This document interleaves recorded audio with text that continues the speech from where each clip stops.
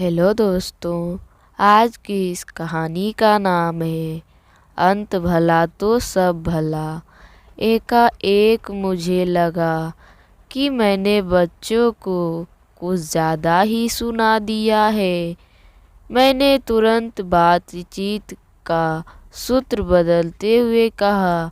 मैं भी कहा कि बातें ले बैठी। अंत भला तो सब भला। अब तो यह सोचना है कि कॉलेज में पार्थ के खाने की व्यवस्था होगी। अभी अभी शिखर का फोन आया था कि हम रात की ट्रेन से पहुंच रहे हैं। सब ठीक हो गया है। आप जरा भी चिंता ना करें। पार्थ बिल्कुल ठीक है। रात के खाने में दाल सब्जी रोटी बनवा लीजिएगा। पूजा से उठकर ही फोन रिसीव करने आई थी। पुनः पूजा घर में आकर भगवान के चरणों में झुक गई। हे प्रभु, तूने हमारी लाज रख ली। मेरे प्रताप से ही पार्थ आज ठीक होकर घर लौट रहा है। डॉक्टरों ने तो बहुत ही डरा दिया था। तभी तो मेरठ से दिल्ली आ पड़ा। कितने दिनों से पार्थ खाने के रहा था। काता छाती भारी हो रही है, मुंह कड़वा है। डॉक्टर भी शुरू में कहाँ कुछ समझ पा रहे थे। या तो जब बुढ़ाना गेट वाले डॉक्टर को दिखाया था, तब जाकर पता चला कि पार्थ को लीवर कमज़ोर हो गया है। डॉक्टर तो यहाँ तक डरा दिया था कि जल्दी ही सही इलाज नहीं हुआ तो लीवर फट भी सकता है। उन्हीं के कहने पर दिल्ली के मशहूर डॉक्टर को दिखाने ले गए थे। उन्हीं के इलाज से आराम हुआ है। 1 महीना तो नर्सिंग होम में भर्ती रहा। श्वेता और शिखर तो मानो खाना सोना ही भूल गए। मृत्यु जीवन से जूझ रहा है। उन माता पिता को भला कुछ सूझता है। मैं बूढ़ी दादी यहाँ बस अपने ठाकुर जी की चरणों में पड़ी रही। घर का एकलौता बच्चा ठीक होकर घर लौट आए, यही मन्नतें मांगती रही। इस 1 महीने में अतीत की कितनी यादें उमड़ती गुमड़ती रही। वर्षों का सफ़र 1 माह में दोहरा गई।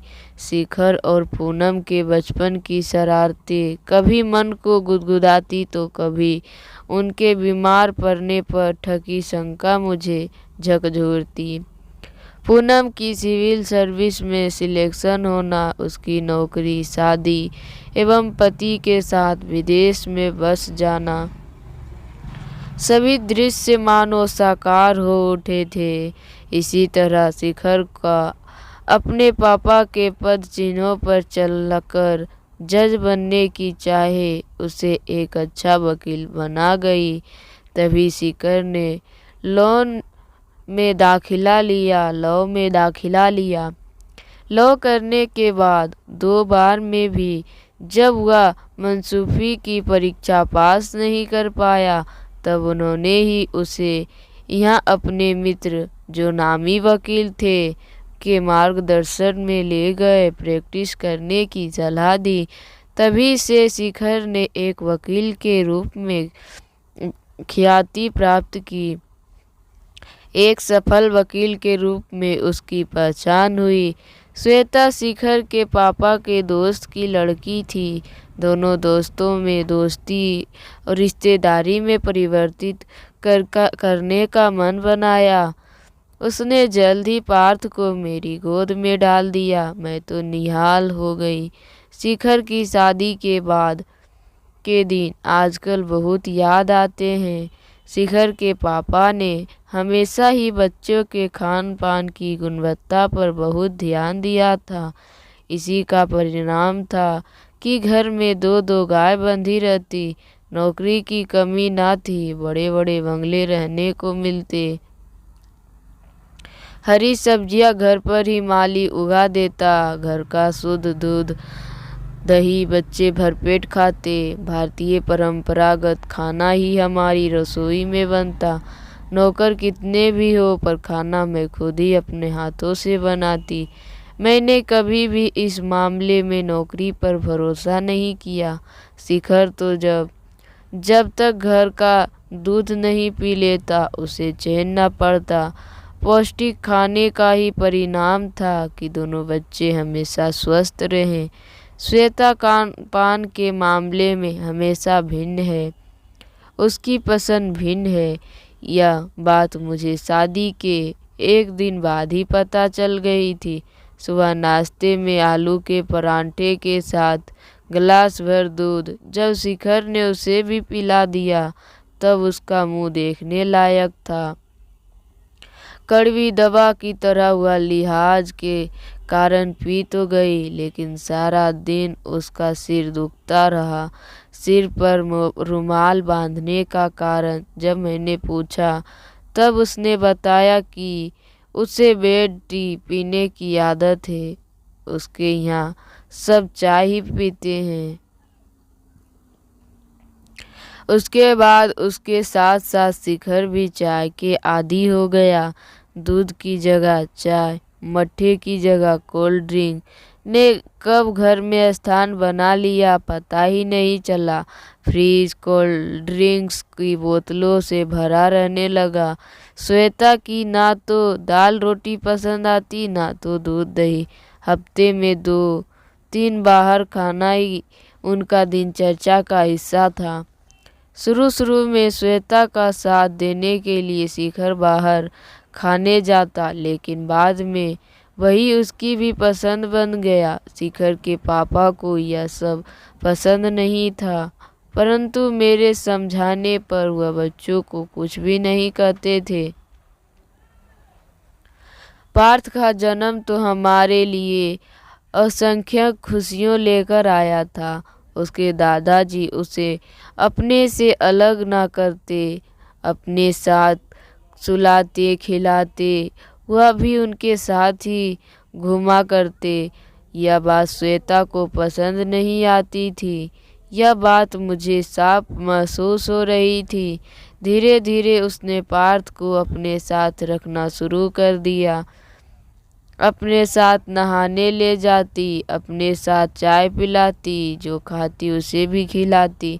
इन्हें श्वेता का व्यवहार बहुत बुरा लगा, परंतु घर की शांति के लिए इन्होंने अपने को पार्थ से दूर कर लिया।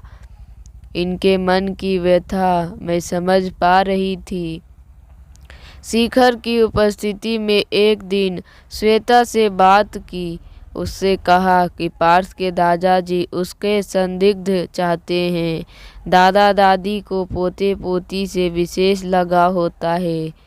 तुम पार्थ को उनके पास से क्यों ले आती हो? इस पर उसका उत्तर मुझे अंदर तक आहत कर गया। वह बोली, मम्मी, आपने अपने बच्चों को अपने तरीके से बड़ा किया, अपनी पसंद का खिलाया पहनाया। पार्थ मेरा बच्चा है, उसे मैं अपने तरीके से बड़ा करूंगी। मैं नहीं चाहती कि मेरा बच्चा देसी वातावरण में पले।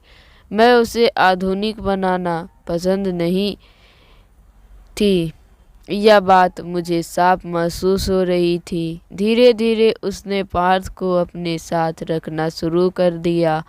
अपने साथ नहाने ले जाती, अपने साथ चाय पिलाती, जो भी खाती उसे भी खिलाती।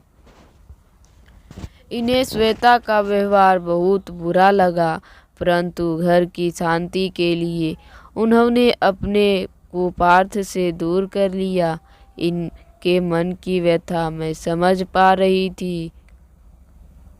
एक दिन शिखर की उपस्थिति में मैं एक श्वेता से बात की। उससे कहा कि पार्थ के दादाजी उसका संदिग्ध चाहते हैं। दादा दादी को पोते पोती से विशेष लगाव होता है। तुम पार्थ को उनके पास से क्यों ले आती हो? इस पर उसका उत्तर मुझे अंदर तक आहत कर गया। वह बोली, मम्मी, आपने अपने बच्चे को अपने तरीके से बड़ा किया, अपनी पसंद का खिलाया पहनाया। पार्थ मेरा बच्चा है, मैं उसे मैं अपने तरीके से बड़ा करूँगी। मैं नहीं चाहती कि मेरा बच्चा देसी वातावरण में पले। मैं उसे आधुनिक बनाना चाहती हूँ। मैंने शिखर की तरह देखा तो पाया कि उसका समर्थन अपनी पत्नी के साथ है। उस दिन से हमारी रसोई तो एक रही, पर खाना दो तरह का बनना शुरू हो गया। देखते देखते पार्थ स्कूल जाने लगा। दूध पराठे की जगह जगह नूडल्स, कोल्ड ड्रिंक ने ले ली। दाल रोटी तो पार्थ खाना ही नहीं चाहता था। उसे चाहिए पिज़्ज़ा, बर्गर और है भी ना जाने क्या किया। मैं तो सबके नाम भी नहीं जानती। श्वेता पहले हफ्ते में 2-3 होटल जाती थी, लेकिन अब पार्थ की इच्छा से या तो बाहर खाते या फिर घर पर ऑर्डर करके मंगा लेते। लड्डू सब्जी का नाश्ता तो रसोई से गायब हो गया। पार्थ बरसों तक हाई कैलोरी का खाना खाता रहा। पढ़ाई के कारण ना खेलने जाता, ना घर का कुछ काम करता। उसका वजन बढ़ने लगा। तबीयत खराब होने पर जब भी डॉक्टर के पास जाते तो डॉक्टर कहता कि बच्चे पर ध्यान दीजिए। अगर आप अपना वजन कम नहीं करेगा तो इसे बार बार मेरे पास आना होगा। अब तो घर में ऐसी स्थिति हो गई कि शिखर और श्वेता चाहते थे कि पार्थ अपना खान पान बदले, लेकिन वो सुनने को तैयार नहीं था। पर पार्थ ये सुनने को तैयार ही नहीं था।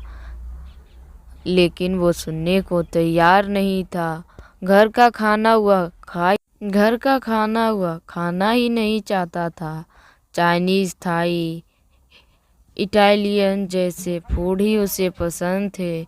इंटर करने के बाद वह 1 साल पहले ही तो मेडिकल में सेलेक्ट हुआ था। वहाँ भी मेस का खाने की जगह जंक की खाना खाता।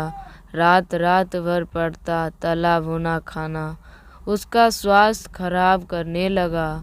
उसकी भूख कम हो गई, जी मिच लाने लगा, उल्टियाँ होने लगी। लखनऊ मेडिकल कॉलेज से पत्र आया कि आपका बेटा बीमार है। तब शिखर जाकर उसे मेरठ ले आया। यहाँ बड़े बड़े डॉक्टरों को दिखाया। जब कुछ लाभ नहीं हुआ तो उसे दिल्ली ले जाना पड़ा। मेरी सोच को वो विराम लगा जब गंगा ने आकर पूछा, माँ जी आज खाने में क्या बनेगा? मूंग दाल परवल की सब्जी बना ले, दही तो है ही। गंगा आश्चर्य से मेरा मुंह देखने लगी, मानो पूछ रही हो कि क्या छोटे भैया यह सब खा लेंगे। गाड़ी ठीक समय पर आ गई। ड्राइवर को स्टेशन भेज दिया था। अभी अभी तीनों लौटे।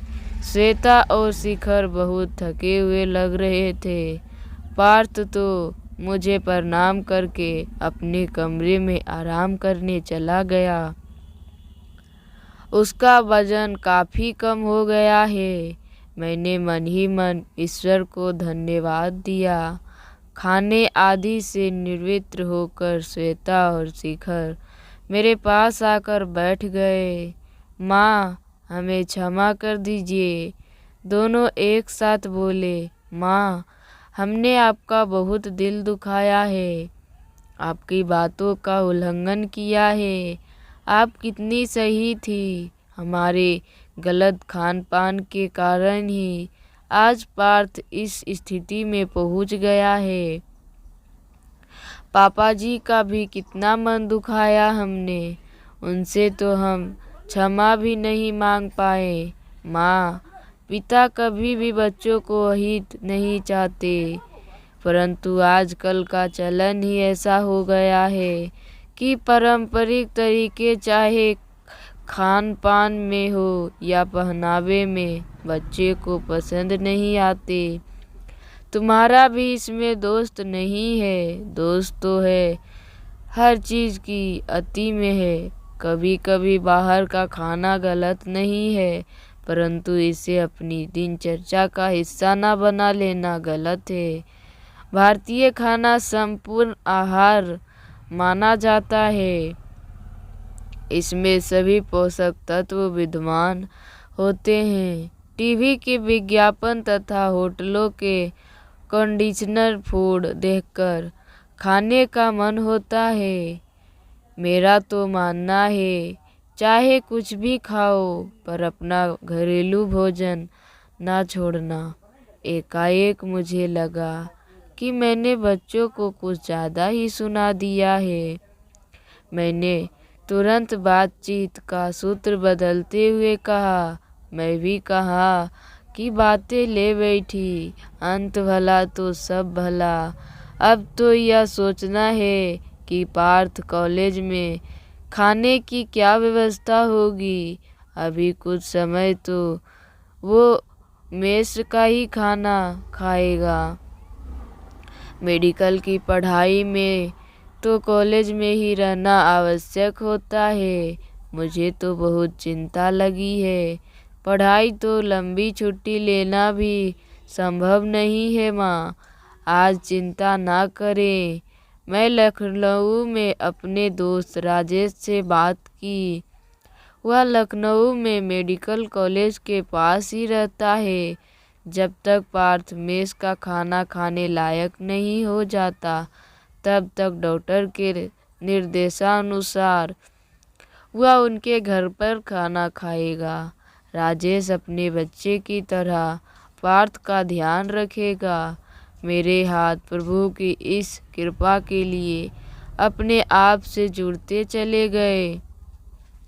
फिर मैंने देखा पार्थ पीछे खड़े होकर हमारी बातें ध्यान से सुन रहा था। वह आकर मुझसे लिपट गया। मेरी आंखों से भी खुशी के आंसू झरने लगे।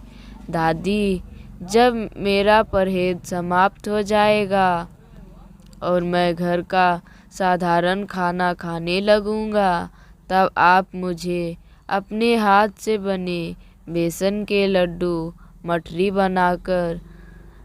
मैं उसका चेहरा देखती रह गई। क्या यह सही यही पार्थ है? मैंने एक बार फिर उसे गले से लगा लिया। खुशी की आंसुओं में मेरी आंखें झिलमिलाने लगी।